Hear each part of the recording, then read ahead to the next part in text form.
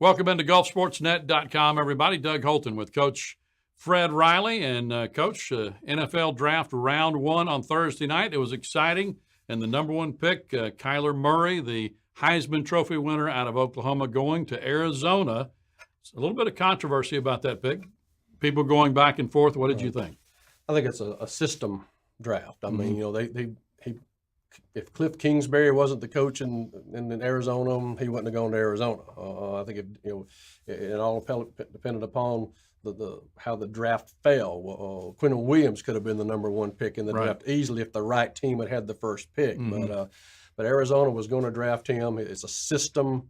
It fits the system. It fits what he wants to do. Josh Rosen will get traded, Miami, wherever, and he'll be a good quarterback for somebody. He's a good player, but it's just that marriage between Kingsbury and Murray that's going to make that work. Right. Alabama with 3 first-round picks. Quentin Williams, as you mentioned, was the first, going the third pick of the draft, and it looks like he's got a pretty good situation there. You know, he was the best player in the draft probably, and the most impactful, and probably the guy that'll have the longest NFL career out of the group. I mean, he has no downside as a player, and his best football's ahead of him. He hasn't played but a couple of years anyhow, and that goes into it without a lot of baggage in terms of injuries or anything, and just a great player at Alabama and be a great player in the league.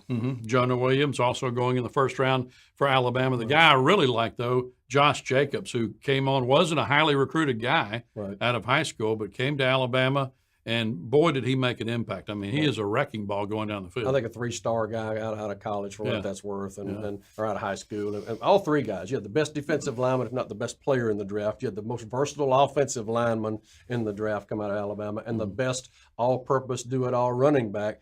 And all of them all of them with different stories. Again, all of them showing that Alabama does a great job of recruiting, but Alabama does a great job of player development and bringing those guys on and taking guys that don't mind being a member of the team. That's not all about them. You can still do that and be a millionaire one day. And Josh said that in the draft last night. Another interesting story that involving, we were just talking about David Morris in quarterback country. Well, his guy, Daniel Jones out of Duke, going the 6th pick, I think, to the New York Giants, and looks like he'll be the heir apparent to Eli Manning there, who is David's, of course, former teammate, good friend. Right, and both coached by David Cutcliffe, both developed and spent time with David. If you put the Jones kid in a family photo with the Mannings, he would look like he was one of them. You wouldn't argue the point that he and Cooper and Eli and Peyton were brothers. I mean, he just sort of has those same mannerisms, that same build, sort of being around them so much of his life. And I think that's another franchise system pick also, that the Giants, their system's built around that kind of guy, and they want to continue going in that direction. And a guy that can handle being a quarterback in New York. And it's a special kind of cat that can do that, too. And I think he's that kind of guy. How close, you saw him in the Senior Bowl, you picked him out.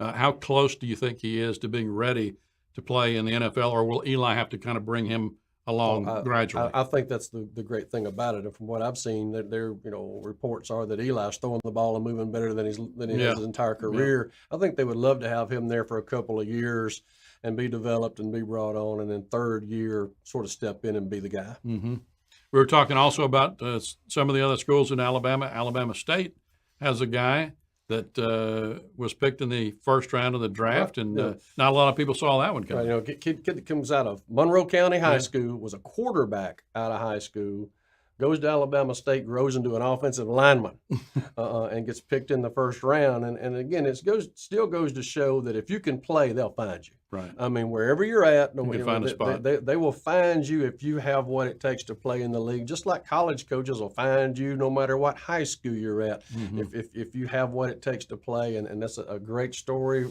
there. And again, another player from the state of Alabama in the top of the draft. Anything surprise you in the first round, or do you see anything coming up in rounds 2 and 3 that you're looking for? The first round, I thought the kid from Clemson that got drafted by the Raiders early, I thought that was interesting because the Raiders going to Las Vegas.